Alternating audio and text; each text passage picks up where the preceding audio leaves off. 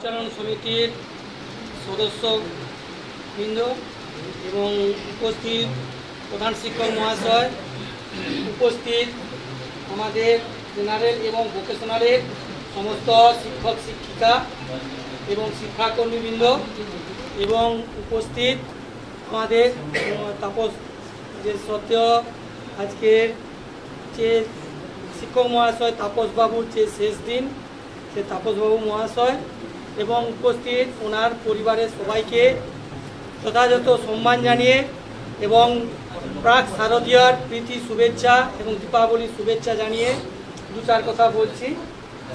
তাপসবাবুর সাথে আমার প্রায় 23 বছর কিছুদিন একসাথে কাজ করার সুযোগ পেয়েছি।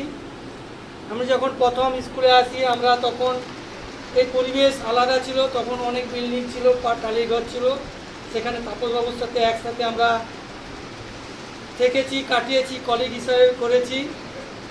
আজকে তার লাস্ট দিন, সত্যি যদি আমি গভীরভাবে ভাবি বা স্যার যদি ভাবে তাহলে লাস্ট দিনটা সত্যি খুব করুণার দিন আর কি। সহজা আমরা সুযোগ পাই না এই যে স্কুলে এই হিসাবে পাঠদান করে ছাত্রছাত্রীদের যে শেষ দিন শেষ ক্লাস, সেটা উনি স্মরণ রাখবে আশা করি। শেষ দিনে আমরা জানি আমরা আনুষ্ঠানিকভাবে আমরা সমস্ত ছাত্রছাত্রীদের নিয়ে আনুষ্ঠানিকভাবে বিদায় জানাবো, কিন্তু লাস্ট দিন সবার ক্ষেত্রে একটা হয় বিষাদের, হয় একটা খারাপ। আমি যদি কল্পনা করি যে একটা ইনস্টিটিউশনে এতদিন করার পর সেই ইনস্টিটিউশনে আমি আর সুযোগ পাবো না পড়ানোর, সেটা একটা খুবই একটা করুণ ব্যাপার। যাই হোক, তাপসবাবু একাগ্রভাবে এই স্কুলে পাঠদান করেছেন এবং ওনার সাথে আমরা খেলায় অংশগ্রহণ করেছি বিভিন্ন। আমরা মনে করি যে আমাদের যে ব্লক স্পোর্ট হতো সে তাপসবাবু সহ আমরা সেই ছাত্রছাত্রীদের নিয়ে সেখানে যেতাম এবং সেখানে প্রায় সিংহভাগ পুরস্কার আমরা আনতাম এখানে। তার একমাত্র তাপসবাবু সেই উদ্যোগ নিয়েই সেটা করতো। আর বিভিন্ন জায়গায় টুর্নামেন্ট কিংবা আমাদের স্কুলের টুর্নামেন্ট সমস্ত স্যারের কিছু থাকতে হতো। আর একটা গভীরভাবে সম্পর্ক যেটা, যে আমিও এখানে ভূগোলের শিক্ষক আর আমার সাথে সাথে তাপসবাবু সমহারে 11-12 না হলেও যে 5 থেকে 10 পর্যন্ত সমহারে ভূগোল বিষয়ে পাঠদান করেছেন এবং দুজনেই আমরা পাঠদান করেছি। এই হিসাবে আমারও স্মরণীয় থাকবে।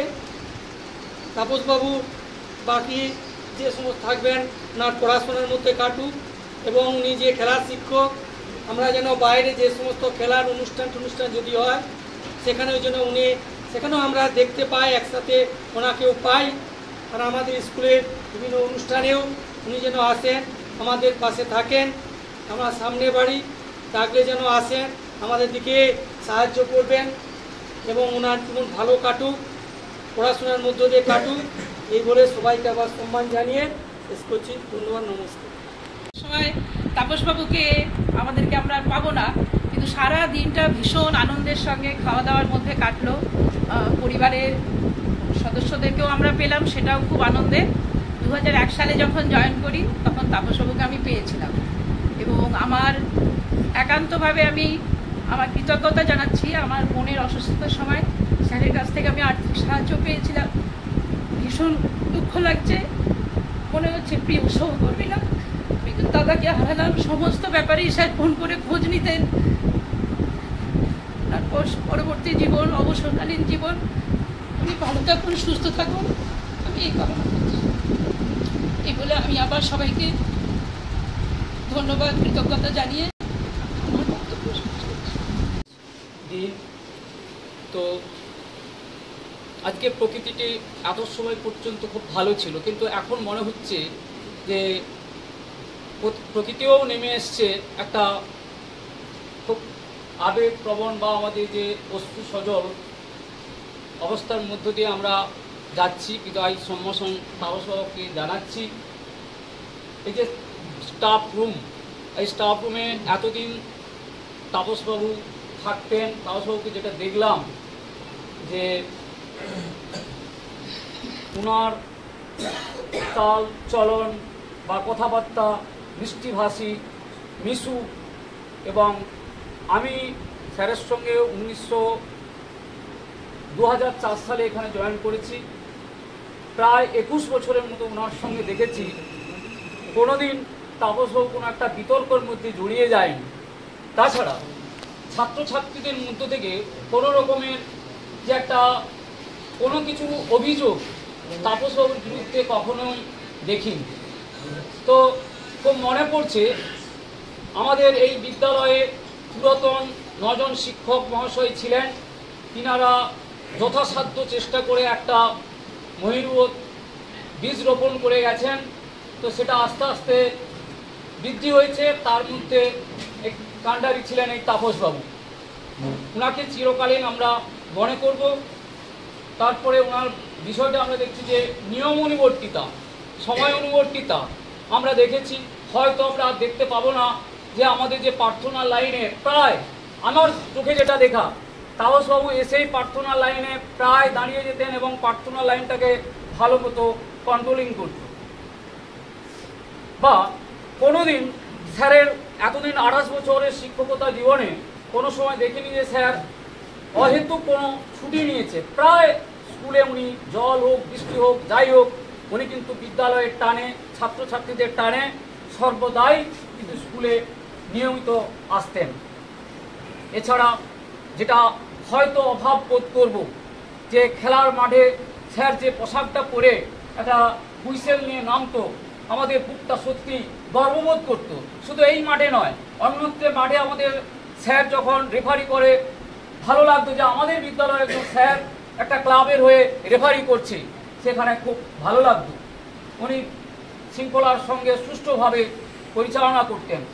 যাক, স্যার আসতেন হাঁটি হাঁটি পায়ে, তিনি আসতেন, ওনার বাকি অবসর জীবনটা সুস্থ স্বাভাবিক সুন্দরভাবে কাটাক। আর আমাদের এই বিদ্যালয়ে ভালো মন্দ সব উনি খোঁজ করুন। যদি আমাদের বিদ্যালয়ে কখনো কোনো যে মন্দটা কখনো যদি ওনার কানে যায়, অন্যদিক থেকে উনি আসুন, এসে আমাদেরকে জানান যে এই ক্ষেত্রে হয়তো আমাদের সমস্যা হচ্ছে, হয়তো আমাদের আরও রিকভারি করে স্কুলটাকে আরও এগিয়ে নিয়ে যাওয়ার ক্ষেত্রে আমাদের আরও সুবিধা হবে। তাও ভালো থাকুক, পরিবারের সঙ্গে কাটান ও সুস্থ থাকুক, ঈশ্বর কাছে প্রার্থনা করছি উনি সুস্থ থাকুন। এই কটি কথা বলে আমি শেষ করছি। সাল থেকে তাপসবাবুর সঙ্গে এই 2025 সালের আজকের দিন অবধি ওনার সঙ্গে কাটিয়েছি আমি।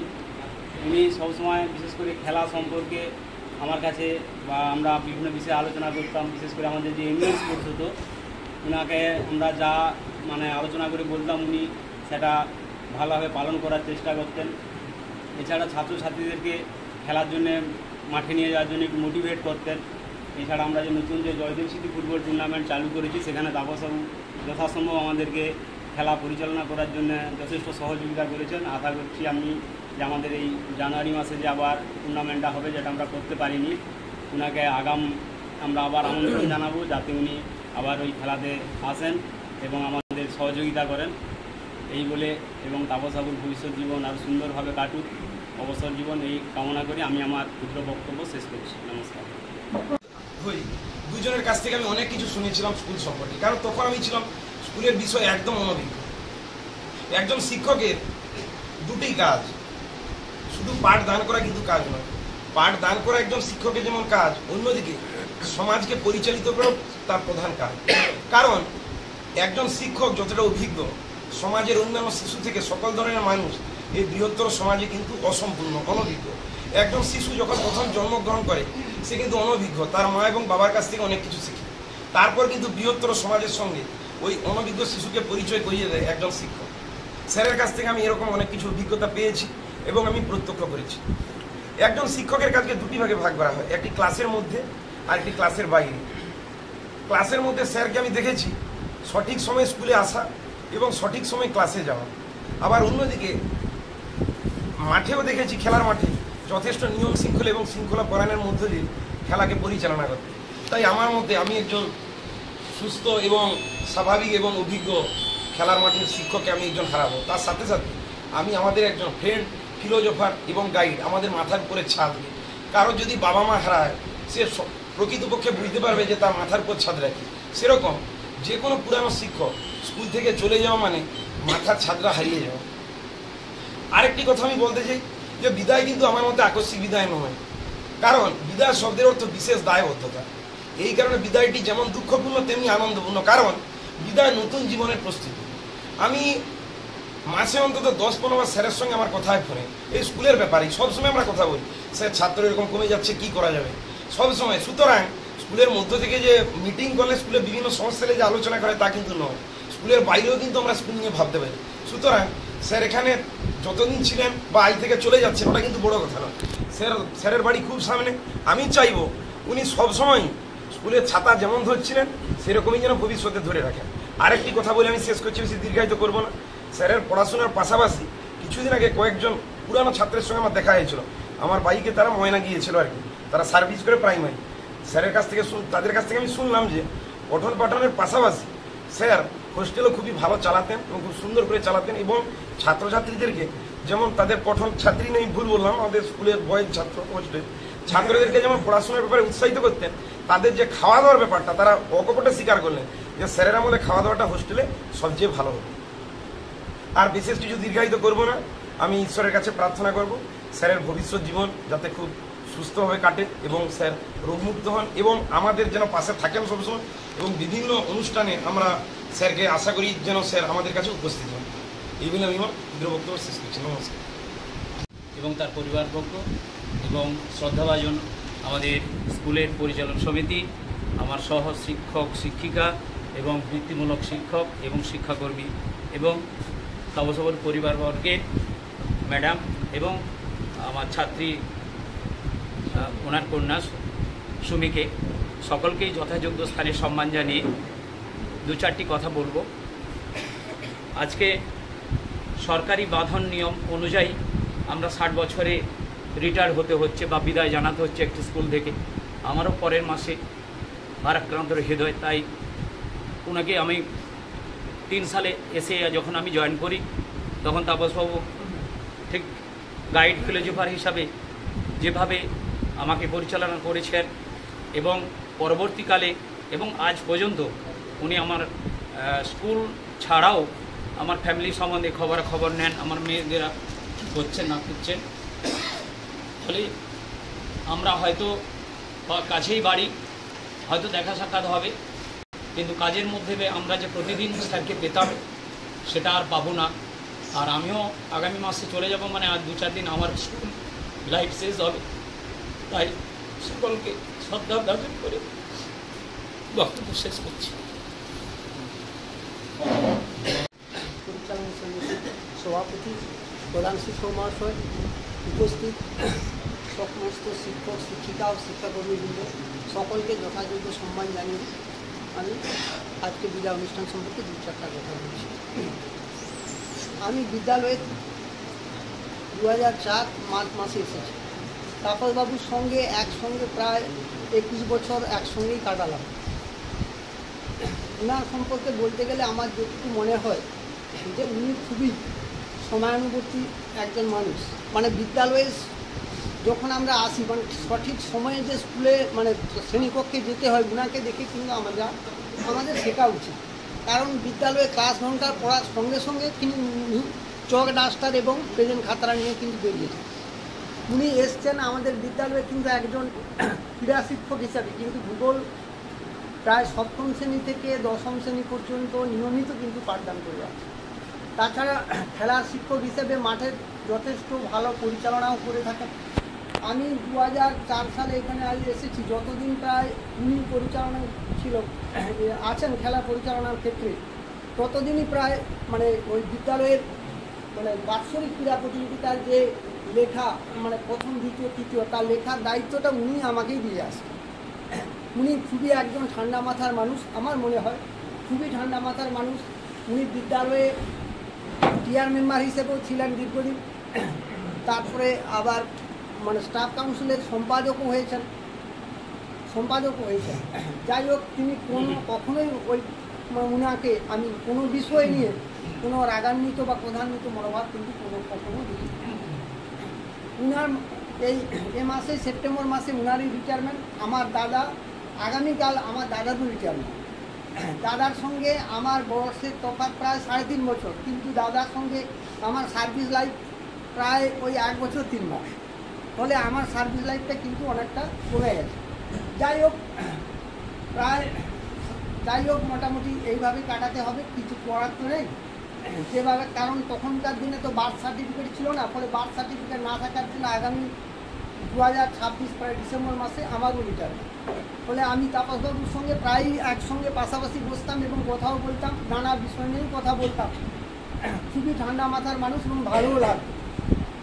যাই হোক, ওনার আগামী অবসর জীবন খুব ভালোভাবে কাটুক, ওনার মানে শরীর স্বাস্থ্য ভালোভাবে থাকুক, তিনি পরিবারের সঙ্গে ভালোভাবে সময় কাটান, এটুকু আশা করি আমি শেষ করি।